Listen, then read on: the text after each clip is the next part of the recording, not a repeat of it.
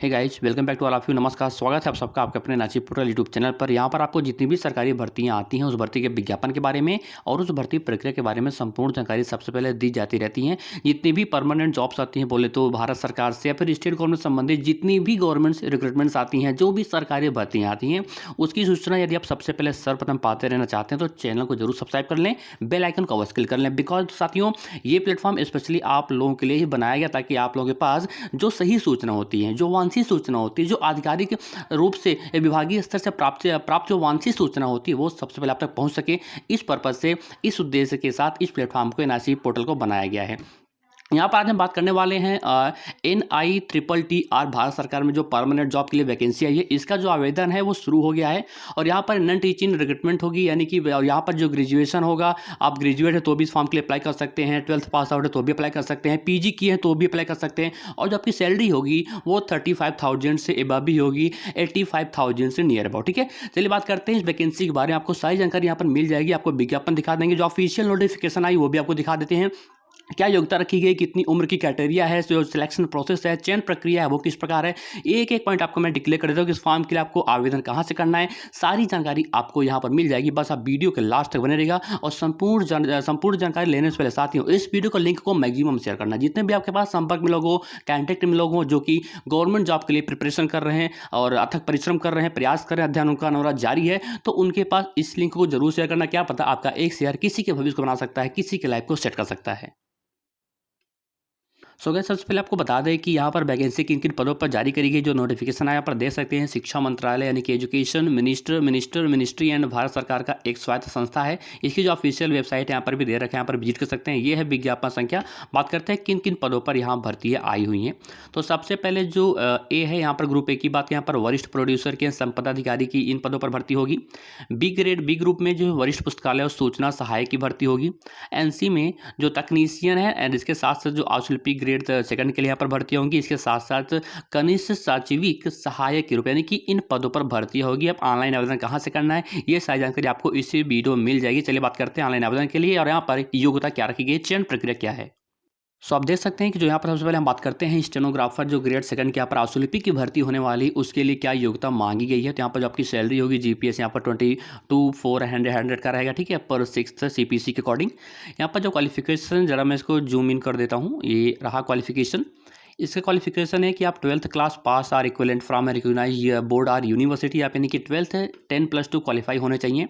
इसके साथ साथ आपके पास इसके टेस्ट नॉर्म्स एंड डिक्टेशन का 10 मिनट्स का आपके पास स्पीड होनी चाहिए, टाइपिंग की स्पीड। या फिर यहाँ पर आरबी दर के यदि आपके पास ये योग्यता नहीं है तो कोई बात नहीं, कंपल्सरी नहीं है, एक अथवा ऑप्शनल यहाँ पर एलिजिबिलिटी दे रखी है कि वो है कि 50 मिनट में आप 65 यानी कि 50 मिनट में English typing and 65 minutes Hindi and computer typing आपको आनी चाहिए। और यहाँ पर जो इसके लिए एज क्राइटेरिया है, 18 से 27 वर्ष के बीच में आपकी उम्र होनी चाहिए। इट मीन्स 18 to 27 ईयर्स के बिटवीन आपकी एज होनी चाहिए। और यहाँ पर government servants up to 40 years, यानी कि जो गवर्नमेंट सर्वेंट यदि आप हैं, किसी अधिकार सरकारी विभाग में आप जॉब कर रहे हैं इससे किसी पोस्ट पर, तो आपको यहाँ पर उम्र क्राइटेरिया में भी छूट दी जाएगी। तो ये क्वालिफिकेशन थी किसकी, स्टेनोग्राफर ग्रेड सेकंड यानी कि आशुलिपिक की। अब बात करते हैं कि जो जूनियर सेक्रेटरी का है, असिस्टेंट का। ठीक है, यहाँ पर बात कर लेते हैं इसकी क्वालिफिकेशन क्या है जूनियर सेक्रेटरी का। तो यहाँ पर भी पास्ट 10+2 आर इट्स इक्विवेलेंट, यानी कि यहाँ पर भी 10+2 क्वालिफाई मांगा गया। यदि आप इंटरमीडिएट क्वालिफाई हैं और मिनिमम टाइपिंग स्पीड भी आपको 30 वर्ड पर मिनट आपको टाइपिंग वर्ड आना चाहिए, कंप्यूटर टाइपिंग।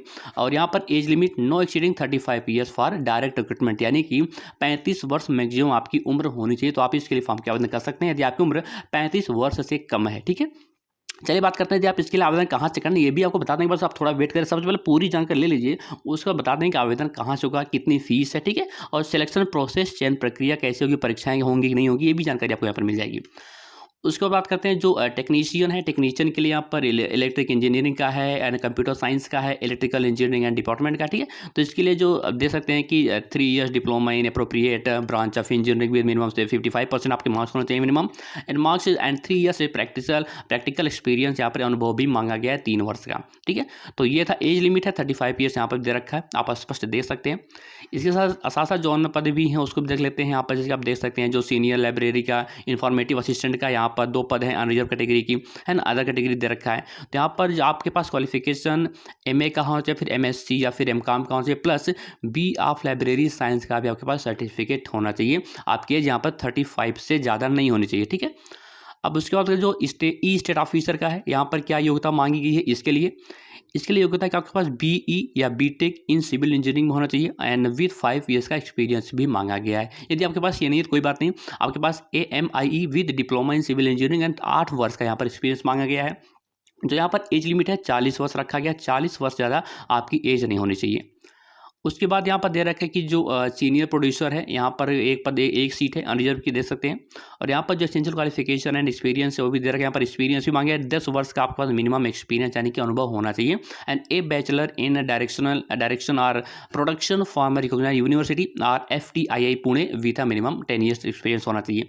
आपको मास्टर डिग्री होनी चाहिए इलेक्ट्रॉनिक्स मीडिया टेक्नोलॉजी का, तो आप इसके लिए फॉर्म आवेदन कर सकते हैं इस पद के लिए।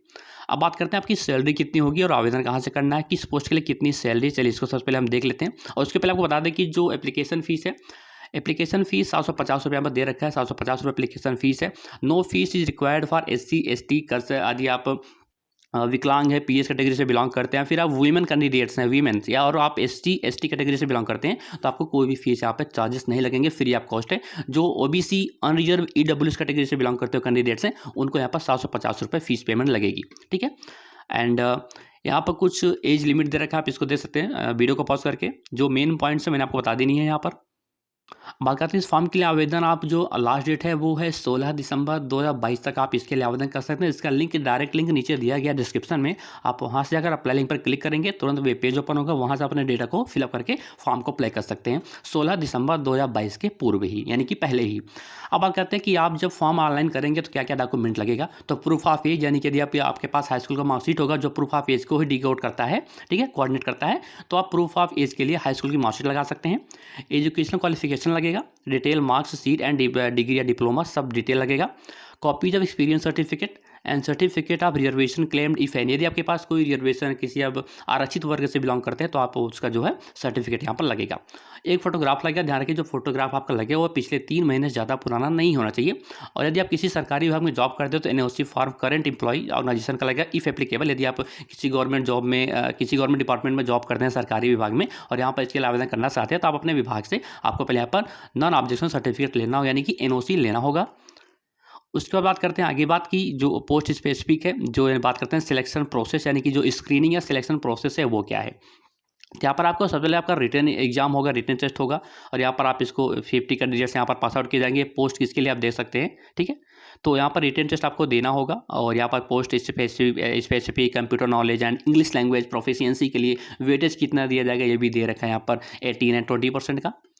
देन अपने ये भी क्राइटेरिया है, रिटन टेस्ट आपको देना ही देना है। इसके लिए जो criteria for screen test and selection, senior librarian information के लिए, यानी कि जो लाइब्रेरियन इन्फॉर्मेशन पोस्ट है सीनियर का, इसके लिए जो क्या टेस्ट है यहाँ पर क्या वेटेज है, पोस्ट स्पेसिफिक कंप्यूटर अवेयरनेस का, इंग्लिश लैंग्वेज एंड प्रोफिशिएंसी का, ये सब 17%, 20%, 10% दे रखा है वेटेज, आप इसको अच्छे से देख सकते हैं। अब बात करते हैं कि किस पोस्ट के लिए कितनी सैलरी होगी। एडवर्टाइज नंबर आपको मैंने ऑलरेडी पहले बता रखा है, तो देख सकते हैं जो सीनियर प्रोड्यूसर के लिए है एक पोस्ट है, यहाँ पर जो लेवल 11 आपका पे मैट्रिक्स रहेगा। यहाँ की जो सैलरी होगी 67,700 लेकर 2,87,000 यहाँ इतना रहेगा, दे सकते हैं। एंड ई स्टेट ऑफिसर के लिए आपकी जो 56,100 रुपये से लेकर समथिंग नियर अबाउट रहेगा, जितना ऑलरेडी दे रखा। And senior library information assistant के लिए 2 पोस्ट है और यहाँ पर लेवल 6 रहेगा आपकी सैलरी एंड 35,400 आपकी सैलरी रहेगी, इससे आगे चलेगी।